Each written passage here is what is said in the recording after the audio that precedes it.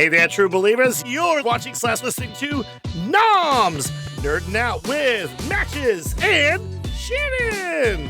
That's right. We're the only podcast in the list our buddies Little Siskel and Little Ebert for help in talking about movies. That's right. Movies that we love, movies that we hate, movies that we're might see where things are going. You know, maybe we'll just be friends, right? That's right. Yeah. We got a show for you today, don't we, Shannon? Oh, what's going on with the show today? Yes, we do. I'm so glad you asked. Siskel and Ebert, of course, great reviewers of their time, classics. We are going to be discussing their review and our own takes on a 1988 caper heist British/American romp, R-rated, oh my, called A Fish Called Wanda, starring Abe Vigoda as Fish. Oh, yeah. No, that's not true. No, that's not true at all. And LaWanda Page as Wanda. No, am I wrong? Yeah, you're wrong. That's wrong. You old fish-eyed fool. I was wrong. No, it's A Fish Called Wanda. Yeah, it's going to be a lot of fun. Do you have a synopsis? I do. Let's go ahead and read that synopsis. In London, four very different people team up on a jewel heist and then try to double-cross one another for the loot, complicated by their efforts to fool the very proper barrister, Archibald Leach. Oh my, Archibald Leach. Yeah, what a great full name. Now, as I think we've said on this show before, the barrister in England is the lawyer. Now you're thinking, oh, is that the only difference? No. The barristers in England still, to this day, as far as I know, wear black robes and powdered wigs, as does the judge.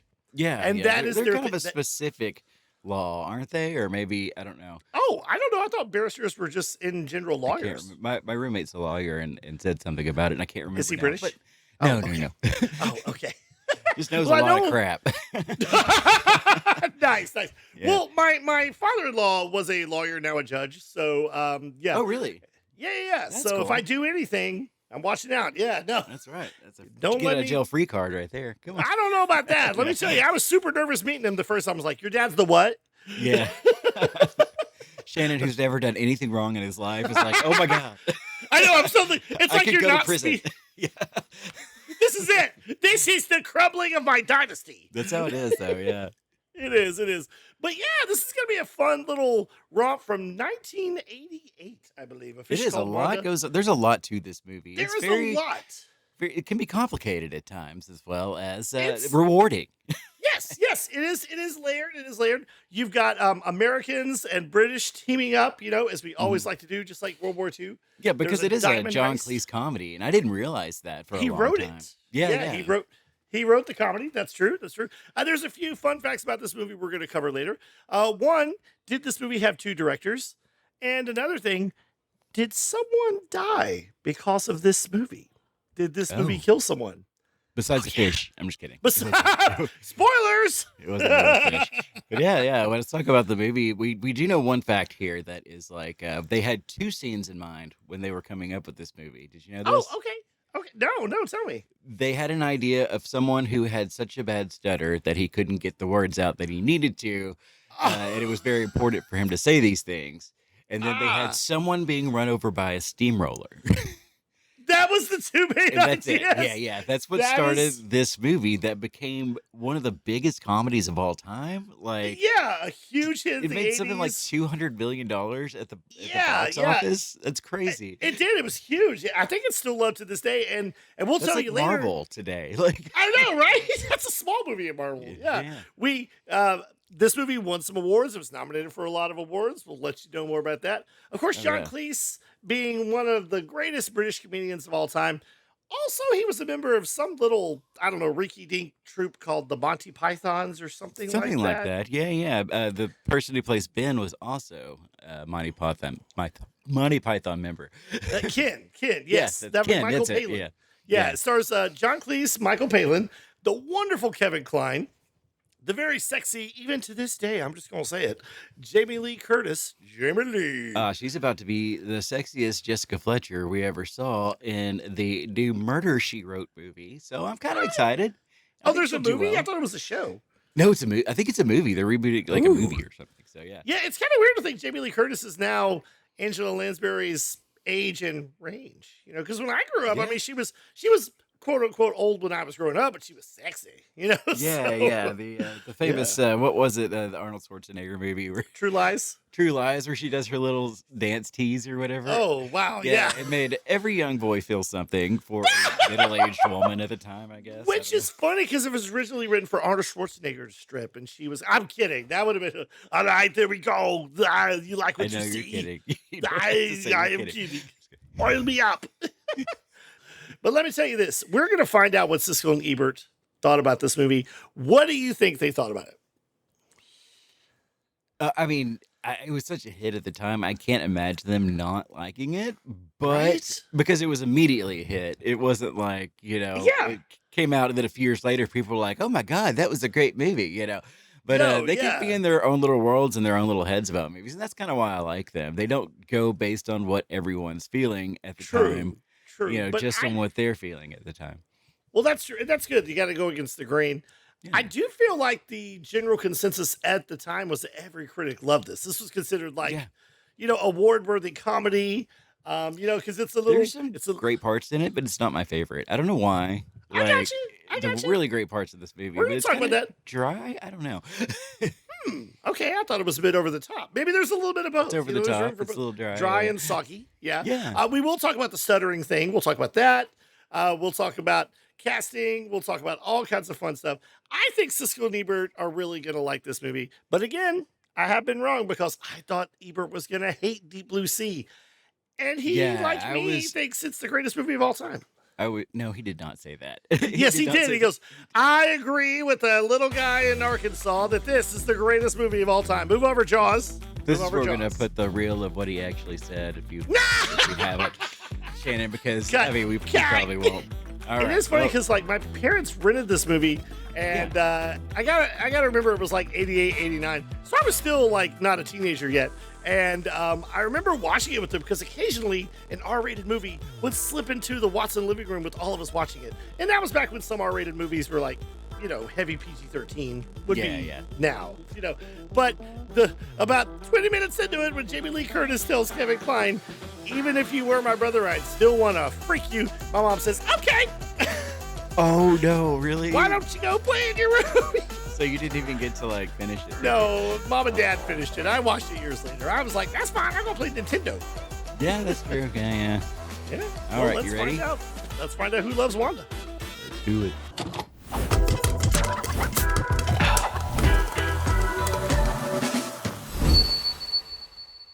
Jamie Lee Curtis and Kevin Kline are jewel thieves who take on part of the Monty Python gang in A Fish Called Wanda. How come a girl as bright as you could have a brother who's so... Totally offbeat English comedy that has fun with the differences between the English and the Americans. In fact, it has just fun with the English and the Americans. It's a caper film called A Fish Called Wanda, and it's about some people pursuing stolen jewels. One of the thieves is played by Jamie Lee Curtis, who seduces one of her colleagues' lawyers, trying to find out where her cohort hid the jewels because he's now in jail. The lawyer is played by Monty Python gang member John Cleese. Do you speak Italian? I am Italian. Sono italiano in spirito, ma ho sposato una donna che preferisce lavorare nel giardino a fare l'amore appassionato un paio. He loves Italian. Oh my gosh, she loves accents. She wants him to speak Russian, remember? Oh, Now, yeah. she is seducing Archie because in the course of the robbery, it was Michael Palin and Kevin Kline and George, who is really such a non-entity in this movie. And I thought, surely I've seen this man in something before. Well, unless I watch a lot of British film, I haven't. No. Apparently, this was his only big American hit that he was in, and he was mostly a British actor. Oh, wow. I didn't know that. Yeah, Okay. yeah. I'll tell you something funny about his name later, too. But she's trying to seduce Archie because her and Kevin Kline have turned in George, but he hid the jewels. And I don't know what they were going to do with Michael Palin's character. Maybe they just weren't going to tell him. So she's decided to seduce George's barrister so she can try to get the info out. Yep. All right. But it's such an ugly language. Are they really going to show the seed? Russian. Души как бремя скатится сомнения далеко. Jest сила благодатня созвучий слов живых. Good for John Cleese, though. He's very Yeah. impressive. I would say, yeah, at this time he was 75. No, he was not. No. Каприалист over идущий как бремя скачет, сомнения Wow, Siskel далеко, Ebert. и борется, и плачется. I mean, this is the funny part. Легко,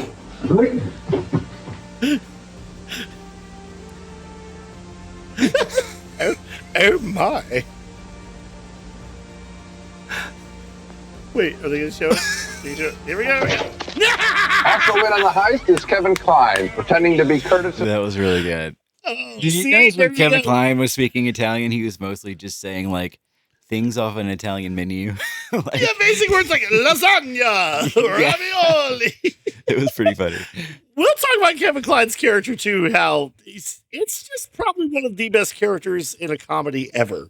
And Kevin Oh yeah, Kline and gives it he's his so all. hateable. He's so Yes, so but you awful. kind of like him too, even though he's very hateable. yeah. You kind of don't like all of them at some point, except for Archie, John Cleese. You don't really Oh. never like John Cleese. Yeah. Am I wrong? No. No, I don't know what you're saying. I'm confused. Oh no, Was it I'm yes saying, or no? I'm saying, okay. I'm saying of the four heisty characters and John Cleese, there's a chance that you don't like them at some point, you know, because you're like, oh, but then John Cleese is always a good guy Yeah. I think so. for the most yeah. part. I mean, he's cheating on his wife or wanting to, but then we'll talk about that later. Yeah, Let's but it get on wasn't with his the fault. comedy. It wasn't his She's a fault. seductress. It was a sexless marriage, a loveless marriage. That's right. Curtis's brother Otto. He's stranger than anyone in the film. He's jealous and a bit more than thick. He has screwed up her seduction of the lawyer. I'll deal with you later. What have you done with her? She's all right. Otto! Now, apologize. Otto! What? Apologize. Are they going to show it? Are they going to show it? Are you totally deranged?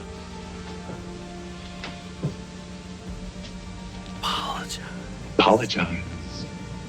All right, I apologize. Really sorry. I'm really sorry. I apologize unreservedly. Also in on the action on the English side is Oh my gosh. I remember when I, as a kid, seeing that in the trailer and thinking that was just so funny. It's just like the camera's up. He's like, I deeply apologize. I'm sorry if I hurt you in any way. And it's been used since then, but this is maybe, this is still funny. It was great. I love this guy though. He's amazing. What was Michael his name? Palin is Michael. Ken, the animal loving, stuttering, nervous Ken, who is Yes, part of the heist. Yes, we do want to say he doesn't have a stutter in real life. We will not make fun of people with stutters. His father had a stutter, a really, really bad stutter, and this is what he's like using. Sort of his honoring his dad. Okay. I can see that. I can And see that. he's doing it, and it's like, how he's stuttering more when he's uncomfortable with people like Otto, and he's stuttering less when he's comfortable with them like Wanda. Yeah, so that's true. He's That's just true. very good. Yeah. And in case you're wondering, all the guys involved are crushing on Wanda. Everybody loves Wanda, and she's using her wiles to kind of seduce them. But so Wanda is seducing pretty much all three involved in the heist to get what she wants. She's using what she got to get what she wants, and she is going to end up with none of them, because when her and Kevin Kline go back to the jewels site where supposedly George left the jewels, she's about to knock him out as he opens the jewels, finding out there's nothing there. So she doesn't. I don't think she's as bad with Ken, but Ken is enamored of her too, because he names one of his beloved fish Wanda. Hence the title of the movie. Absolutely. Yeah. I love the credits of this movie too. The opening credits are just really nice, I think. Oh, Yeah. yeah, because it's all exciting. You see like the three of them, involved in like their planning and their training. It's like dun dun dun dun dun. And then Michael Palin comes, he's like, hello, Wanda. And this sappy romantic theme comes in like, Oh, yeah. do, do, do, do, do. Fish Called Wanda. All right. Let's see. side is another goofy character, a character named Ken, played by Michael Palin, also from the Monty Python gang.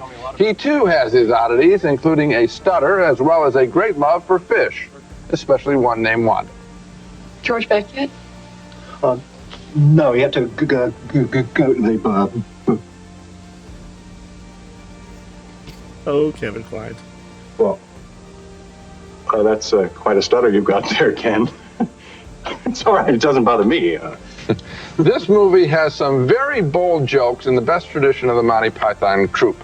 Where else will you see old ladies and dogs attacked for comic effect? I know that sounds cruel, but you've got to see the movie. It's very funny. The film was directed by Charles Crichton, who made some of the British comedy classics of the 1950s, including one of my personal favorites, The Lavender Hill Mob with Alec Guinness. And the result of this Monty Python gang and this veteran director is a superb combination of good storytelling and a very, very funny story being told. I really liked A Fish Called Wanda. All right. Before Ebert speaks, what do you think he's going to say? Let's put 5,000 doll hairs on it. Let's ask America. I think Ebert is going to agree with him. I think he's going to highlight a few things. It is funny because there's some things in this movie that I don't want to say, wouldn't fly today or would be problematic because that's been overdone. Yeah. But the stuttering thing, people would be offended by that more, I think. Yeah, unless he had a real one or something. I don't know. I don't know how you would do that today. And when I told Rocket that Michael Palin is basically this old lady saw them in their car as they got away. Now, she doesn't know what's going on, but she could ID them. So George tells Michael Palin to rub her out to kill her. Yeah. So Michael Palin is trying to kill her, and she has 3 dogs, and he ends up subsequently throughout the movie, however you say it, eventually killing all 3 dogs by accident. Yeah. Now, I told Rocket this as I'm watching it, and she was like, that's not funny.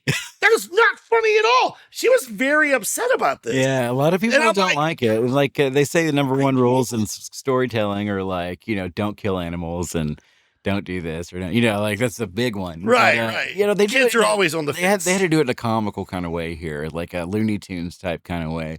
Apparently, No, it was. in the beginning, they had blood and guts thrown out in the streets, and it was way, way, way too much. So they had to scale it down because it was so disturbing. Well, not only does Kid keep accidentally killing your dogs, he keeps injuring himself each time. By the end of the movie, he's got an eye gauze and a broken arm. And the thing is, he loves animals so much. Yes. And that's what's so funny. It's not. Because he goes to each funeral of the dog and he's like, wow. It's true. Oh, they were so cute little princess doggies or whatever they were. Oh, poor little old lady from Pasadena. So I feel like Ebert is going to really like the movie, just like Gene Siskel. I feel like he might raise some issues with it, though. Let's roll that footage and let's see what Ebert spits out of his. I liked it, too. I laughed and I laughed. Wow. Right. There's something so refreshing and liberating about a movie that, you get a laugh every once in a while when you go to the movies, but when you know that it's just going to be one after another, this movie is like Mel Brooks' movie, The Producers. Right. Oh, wow. It's just funny from beginning to end. It's just plain funny. The fish and chip scene, you remember that? The entire performance by Jamie Lee Curtis, and then Fish and chip scene kills me. What are you talking about when he's eating the fish and has those French fries stuffed up Ken's nose? It's because he's trying to get the location of the diamonds finally. Yeah. And he eats Wanda. Yeah. He eats every fish and then he eats Wanda. Oh, yeah. It's horrific, actually. I had a hard time watching that, and I love fish, We will talk about Ken's revenge later. That's right. After this. Side and looking in the window and giving her all kinds of signals. Right. Michael Palin, unbelievably, in terms of his British attitudes and so forth. Right. It's a very funny movie. It's very difficult to pull. There's nothing funny about someone who has a stuttering problem. But if it's played right, it can be funny, and I don't think anyone would be offended. Second, I must say, I do like the idea of a little old lady walking her dog and somebody trying to drop something on top of them. Especially if it's a safe. And hitting the dog and putting the dog into the pavement. I don't know. I think the scene that I You laughed at that scene, too. I like the scene even better where the giant dog picks up another one of her dogs in his jaws and runs off with it. That was while funny. she just looking, can't believe. We're very sick, but that's funny. This is a funny movie. I agree. And I think we made that point. And I almost repeating myself. Let's just move along. Wow. They thought it was uproarious. And I that is they were possibly getting about, yes. Hijinks ensued. All right. Well, I'm not surprised they loved it. This movie, I feel like, I don't know if younger generations would like this movie. I kept trying to get Rocket to watch it with me, but Rocket doesn't want to watch anything with me these days because she just turned 13. Oh, okay. So, yeah. Oh, no. That's Yes. I know. You think it's I so I know how my mom felt. You went through that phase probably, so you were probably in shambles, but I'm sorry. No. I always wanted to watch movies with my mom. Yeah. Always. My mom's the one who introduced me to horror films and started letting me watch R-rated horror films with her. I'm like, these are great. Yeah, we couldn't watch those with my mom, so it was kind of difficult, It's weird. My mom lately has been like, well, for the past few years, she's been like, maybe I shouldn't have let you watch those. I don't know. I don't know. No, it's fine. I'm like, Mom, you were mature enough to handle it, I think, is the thing. Exactly. Yeah. Exactly. There was something she didn't want me to see. We wouldn't see it. So it was all good, Yeah. you know. So, but speaking of things you shouldn't be seeing, like I said, Jamie Lee Curtis, you know, she runs her seduction game on all 4 of the guys, more so on Otto and George and Archie. And it is funny because Otto is they're pretending to be brother and sister. And, you know, Otto is such a great character because he's ex-CIA. Yeah. He's also dumb. He's so incredibly, he's true. one of those people who, he's one of those people who reads the back cover of important books yeah. and thinks they know it. And someone who sounds like Squidward would say, if you are dumb but you talk loud and important, you sound important. Yeah, he's just very manipulative. You don't have to be smart to be manipulative. It's true. No, Yeah. you do not. He thinks he's smart. That's Yeah. what's so funny. And he thinks he's very superior to the English. He hates the English so much. Yeah. And that's what makes a lot of the jokes in the movie. You know, like, you limey fruits. Yeah, you know? yeah. Siskel Ebert got it for sure with all the American British play and stuff. Yeah. Oh, totally. He has so many great lines in this movie about how Americans are better and how the British are just so backwards. You're always so calm, I say, and just. But the thing is, you don't call him stupid because he has this recurring thing about don't call me stupid. Yeah, yeah. Don't call me. It's kind of like Back to the And Future. another- Don't call him, what is it, Marty Chicken. Hey, Chicken. Yeah, yeah. That's right. Same concept. Oh my gosh, yeah. Don't do that. Don't do that, Flea from Red Hot Chili Peppers. And he has this other recurring joke where every time someone describes something to him, he'll always say, like, what was that middle part? What was that third part? Yeah. Did you notice that? Yeah. That's true. And there's a very good reason why he won the Academy Award for Best Supporting Actor. There is. It's because he's a fabulous actor. Kevin Kline is a jewel. Yes, Okay, yeah. I love Kevin. Yes. Kevin Kline is wonderful. He's married to Phoebe Cates from Gremlins. No, he is not. Is he really? Yes, he is. He has Fast Times at Ridgemont High every day. Wow. Yeah.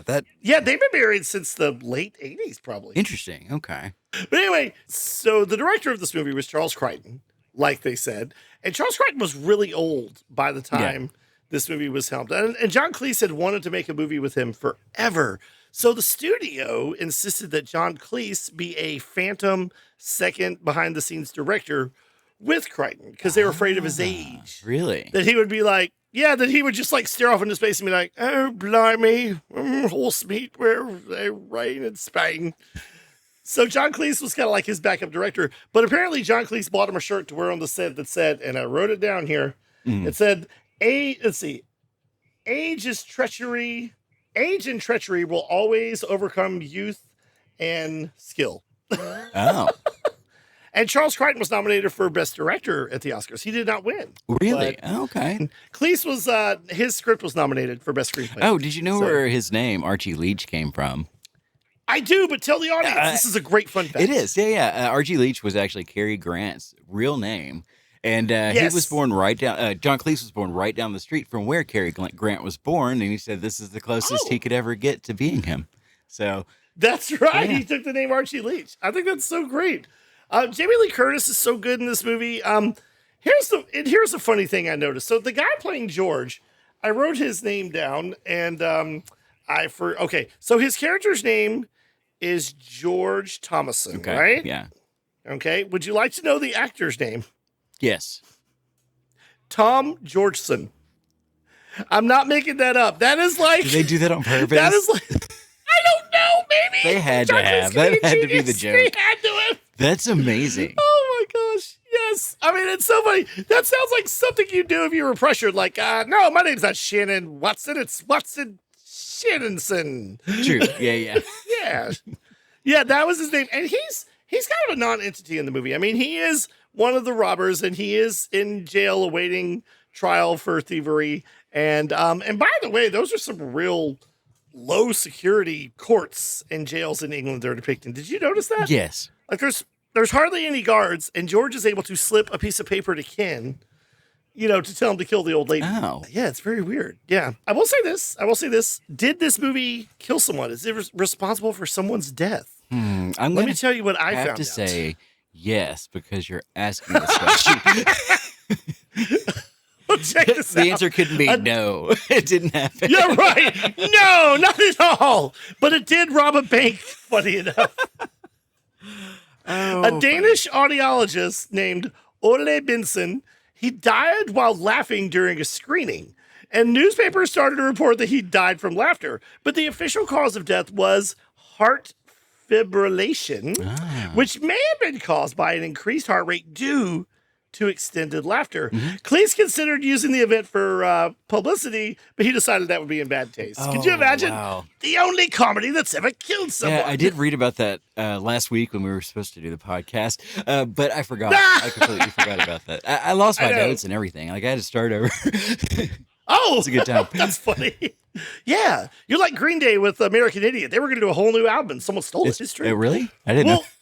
Yeah, no, they had a whole album recorded, and someone stole the masters, and they were like, "Well, I guess we could do something else." That's crazy. Yeah, that is a true story from this guy. Speaking of true stories, John Cleese also did. Do you know the girl who played his daughter is his real life daughter? Really? Yep. Oh, I didn't know that. Little Cleese. Okay. Yeah. Portia? Yeah, his wife, and like I said before, his marriage is kind of loveless. Like, his wife is kind of the stereotypical cold. She's not listening to him. He comes home and he's like, "I won the case," and she's like, "This is the first quiet moment I've had all day." And I mean, yes, he does try to cheat on her with Jamie Lee Curtis, and she finds out and she dumps him. And so what do you think about like the moral character of these characters? I realize it's a wacky comedy, but like, Kevin Kline's willing to kill people. Michael Palin willing to kill people. George is willing to kill people. Jamie Lee will kiss anything to get what she wants. True. Yeah. But at the end, she really does fall for Archie. Like, she sees how sincere he is. He's not an idiot like George. He's not an idiot like Otto. He's an idiot like John Cleese. She sees him as lovable. Yeah. Like, he's honest with her. That was a surprise for me. I didn't see that coming. Oh, yeah. Right. After there's this huge outburst in the courtroom when George tries to strangle her because she said, he did it. She was a character witness. And so Cleese figures out what's going on. He gets her in the car. He's like, "Okay, get your stuff. We're going to Rio." Yeah. I think Ken should have gotten with Wanda, but that's my. Oh, Ken is a sweetheart. The fish. He's the only person with a heart in this movie. Yes. Let's talk about his revenge on Otto. So at the airport, we got to. Otto, Wanda's waiting on a plane. She wants to wait for Archie, but she thinks Archie's been disposed or whatever. Otto's got him at gunpoint and he's going to kill him. And he makes him get in a yucky oil barrel. But here comes Ken at 1 mile an hour, Austin Powers style, on a steamroller. It's so funny because John Cleese is trying to distract him, being like, America's the best, huh? What about Vietnam? They whooped you real good. And he's so far away, like, Klein can't even hear it. And then Archie notices it and was like, "Oh." And he's like, "Yeah, look behind you." And I gotta say, not making fun of the stutter, when Kevin Kline goes, "Oh no, it's Ken coming to kill me." It was so bad. It was so funny. He's such a mean man. I know. But then he notices he's in cement. Yep. And he can't move. And Ken's just going around. Like I said, that scene at Austin Powers, no. And Ken's like, "Revenge." Yeah, and that was says, so "Wanda." good. And it just slowly rolls over him and he goes into the cement. He does. He's not dead because he's clinging onto the plane that Archie and Jamie Lee Curtis are in at the end and falls off. Yeah. Oh, God, that's right. I forgot about that. Yeah, he does. Because he has this thing he says, and I won't say it because my mom might be listening, but every time he hits a car by accident because he's not a good driver, he blames the other guy and yells out, "A-hole!" He does, yeah. He's one of those. Yes. I had a friend like that once. Oh, my gosh. Everything was like his fault, but he was just like, "Get out of the road!" And yeah, exactly. Almost running everybody over and causing wrecks and stuff. It was crazy. I was like, "Nope, never again." It was terrible. It was great. I got to tell you real quick before we wrap this up. You probably got some stuff you want to say. There was no sequel to this movie, but the main cast reunited for what they called an equal. Do you know this movie, Fierce Creatures? Yeah, I know it's not good. Well, I know it's supposed to be not good. Yeah. I don't know. Yeah. No, it's surprisingly not good according to critics, and it bombed. But it was like, see the cast of A Fish Called Wanda. Yeah. And they're all playing different characters at a zoo, and I've never seen it. Yeah. So I don't know. Yeah, I don't know exactly if it's good, but I do know that I have a little fun fact here. The very end of A Fish Called Wanda, they have these weird, kind of to me, random screen scrolls saying what happened to the characters at the end. George doesn't even get one. Oh. Yeah. You remember? Like it says that Archie and Wanda went to Rio, founded a leper colony, and had 17 children. Mm-hmm. And then Ken became master of ceremonies at SeaWorld London. Otto went to South Africa, became Minister of Defense. Oh, yeah. These are just random things that maybe Cleese came up with the last minute, like, I don't know, he rode a kangaroo into Australia. Yeah. You know, it's just like so random and so like, did you even put any thought into these, you know? Yeah. But it's fine. You know, it is what it is. Yeah. Well, Fierce Creatures sort of lets you know what's happening to the characters now, even though it's not quite related to the movie. They're playing different characters.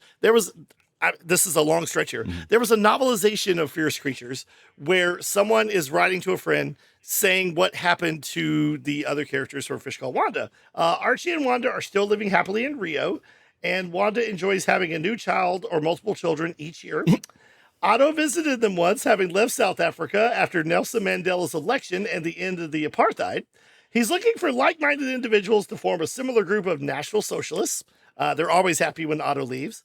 Ken is still master of ceremonies at London SeaWorld, and Otto looked him up, thinking they were old friends, apparently showed up with a bag of tropical fish as a peace offering, but didn't even get close before Ken had security throw him out. So Otto ate each fish as revenge outside the park. And according to the Fierce Creatures novelization, that's what the characters are up to in 1997. Nice. All right. Well, we got to wrap it up real quick. Well, I was going to say George and the woman who plays his wife, John Cleese's wife, Wendy, they are also in Fierce Creatures and Small. Yes, that's true. Yeah. Is there any other big fun facts you want to say about the movie or anything? No, I like it. I definitely recommend it. Go and rent A Fish Called Wanda. All right. Yes, Yay, there we go. did it. Okay. All right. Well, we're done. Show's over. Oh, wait. So tell the people what you thought. What's your rating? What would you rate this movie and what would you rate the review? I give the review like thumbs up for sure. It was a good review. They're both very excited about this movie, as I suspected they might be because of the time. It's definitely a period piece. It's definitely an 80s movie. It's definitely a John Cleese movie in the 80s. You know, it's it may not be for everybody, but I like it a lot. I liked it even more finding out that it was a John Cleese movie. Like I didn't know before. Oh, really? The first time I watched you didn't it, know who was behind it. No, not at all. Oh. So I didn't really know how to take it, what was going on. You know, like you get more of context, I think, when you know certain things about a movie. And it makes it a little better. More of a behind the scenes. Like this is a comedy. Yeah. Oh, yeah, it is pretty funny, I guess. I thought it was a drama about the changing tides of American British relations. Who knew? Yeah. Well, what's your rating? Oh, I'm gonna give this. I'm gonna give this 3.5 stutters out of 3.5 stutters, y'all. I mean 5 stutters. 3.5 stutters out of 5 stutters. I keep doing that. Oh, but you get it. Okay. Not making fun of people, just saying. No, I know. Well, this movie's very funny, but sometimes the characters, like, I don't know, it's like they rub you the wrong way, and you can't forget they stole. Yeah. And they're very manipulative, but again, it is a breezy caper heist comedy. Exactly. So I'm going to give it, and I'm not trying to top you, I swear to you, I'm going to give it 3.75. That's right. I'm going to give it 3.75 Wandas out of 5. And that sounds bad, but it's not. It's a great movie. No, definitely won't. And that's the thing. I don't want to make it seem like, oh, this movie is middle of the road. This movie's very funny. If you're our age and a little bit younger and you haven't seen it yet, you got to see it. Yeah, that's true. Yeah, it's great. What's the name of this segment? We don't have a name for it. It's just what do I do? Time to get it over with is what I call it. Oh my gosh. Just pull the Band-Aid off, people. This is where I like to sing a theme song inspired by the film that we saw and we reviewed. And this week is no different. Keep calm and listen on. Matches, are you ready? Ready. Okay, here we go. All right, here we go. When jewel thieves find themselves in trouble, one gets caught and get free. They shouldn't have trusted Jamie Lee. She wants the diamonds for herself, so she works the charms on all three. No man can resist Jamie Lee. Jamie Lee. Jamie Lee. Jamie Lee. Jamie Lee. They're all fond of Wanda. Jamie Lee. Amen. Then John Cleese in a powdered wig falls for her and she for he. Ken keeps killing doggies for Jamie Lee. Jamie Lee. Jamie Lee. Come on, Max, it's Jamie Lee. Jamie Lee. Even the fish is named after Jamie Lee. Bum, bum, bum, bum, bum, bum, bum. All right. Sucked. It was awful. Oh my god. Oh my gosh! I knew it. But did you just call me stupid? No. Don't call me stupid. No, I called you oopid. Means something totally different. Oh. Yeah. Okay. Hey, do you think South Park got their apologize from that one episode from Ken there? You remember that episode where Randy said something he shouldn't have, and somebody was like, apologize. Oh, that's right. Yeah, I bet so. That's exactly that Maybe scene so. too. Maybe Yeah. so. Yeah. Oh, by the way, Otto was listed as one of the top 100 movie villains of all time on AFI's list. Yeah, I believe it. Yeah. He's great. Awful. Yeah. Yeah, but speaking of things that aren't awful, it's time for the video movie corner. Pick up the week.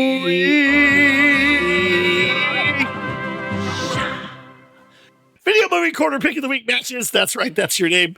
What do we do with the video movie corner pick of the week? Well, we actually list a video for you to either like or dislike, and we're just going to recommend something. It doesn't matter if you like it. Just watch it. You do have to watch it. Like, you have to watch the movie.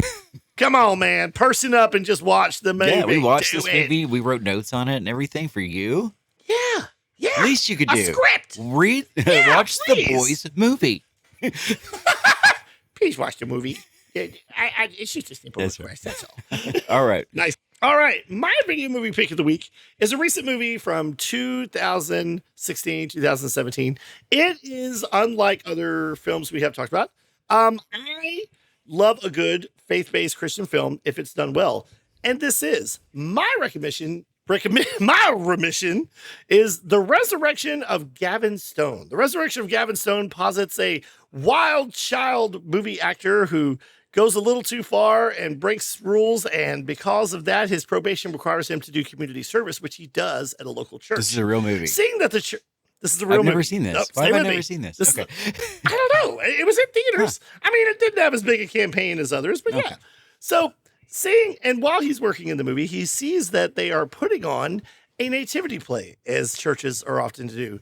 And he thinks playing Jesus in the nativity play would get him lots of good publicity, make his image even better, and maybe get him back in the limelight. So he's doing it for selfish reasons. But as he goes on this journey of playing Jesus in the play, knowing very little about the Bible and Christianity, he starts to see things. He starts to see God working in other people. He also falls for the pastor's daughter, played by the lovely Angela Johnson. The pastor, of course, played by D.B. Sweeney, one of those actors from the 90s that was interchangeable with other names. Mm-hmm. But a lot of people might know him from The Cutting Edge. Oh. It is a movie produced by all companies. WWE produced this film. It's a good, feel-good. It's a comedy. It's not like a wacky comedy. I mean, there are laughs and there are moments of levity, but it's a feel-good movie about finding out who you are, and maybe the world doesn't revolve around you. And, I'm not trying to push anything on anyone, but it is a great movie. Neil Flynn, who we love from Scrubs and lots of other things, like The Middle, he plays his dad. Yeah, there's some big names in it. And the Heartbreak Kid himself, Shawn Michaels, making his big movie debut as a great supporting character. Are you serious? I'm serious, playing Shawn Michaels if he were. Shawn Michaels is a born again Christian. And Not gonna lie. I think it's you right. had me in the first half, Shannon. I don't Yay! I don't know about Check out the resurrection of I got you. Check out The Resurrection of Gavin Stone. It's a fun, feel-good movie. I'm not sure where you can find it, but if you come to my house, we'll watch it on DVD. Nice. There you go. That's my video movie pick of the week. What's yours? Mine is a movie from 2019. It is a indie treasure, I think. I was trying to find, I want to find those movies like we had when we were in the 90s. Those little underground hits that only we knew about, and we'd show our friends and things like, where are those these days? And they're there. We just haven't seen them. Like word of mouth movies, you mean? Yeah, basically. Yeah. But it's going to be like us word of internet movies now, too. But word of text. Yeah, but you might know the names Benson and Moorhead. Were they the evil law firm in Angel? No, they're responsible for some good movies back over, I think starting around 2010 they started. They had this movie Endless, and I think I actually had it on the segment one time. It's about a couple of guys that are out in the woods and like there's time loops and it's really weird and really cool. And then they had two follow-up movies and then two more movies that were centric in that world, I guess. And they're very, very good. So they're so good that they're two people that Disney and Marvel got to actually do. They wrote and directed most of Moon Knight, I think. They also came in to fix Daredevil. Okay. All their movies are very good, but they produced a movie in 2019 called After Midnight, and I'll just wrap it up real quick. But it's a rom-mon. It's a romantic monster movie that is very, very small, very indie. There's I think there's one scene of him and his girlfriend outside talking for 20 minutes, and it's like, is this going anywhere? And then it does. By the end, you're like, holy crap, that really came together well. Like I'm championing. It did go somewhere. Yeah, it might be a little bit of a slow burn in places, but it does pick up and it's very good. I do say watch After Midnight, people. It's good. Nice. Okay, so those are our two very different but very enjoyable choices. I'm going to watch this movie. I can't wait. Yep, that's true. Because I heard about it on the...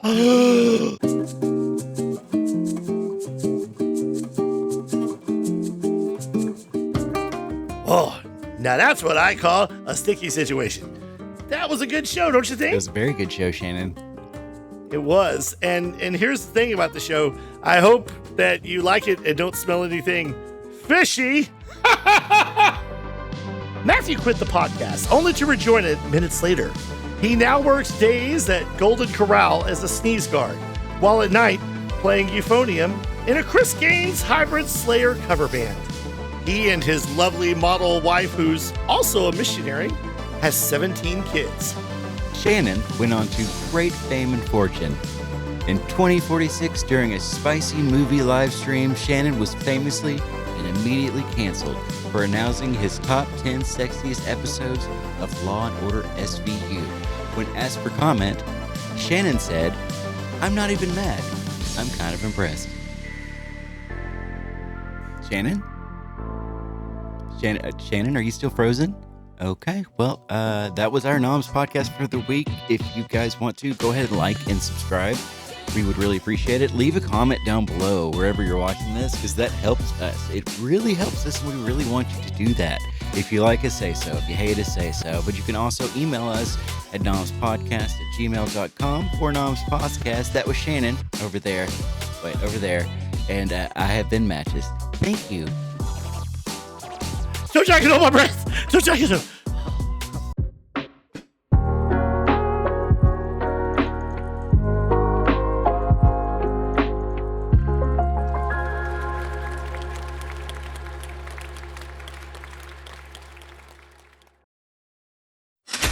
Nom nom nom. Nom nom nom.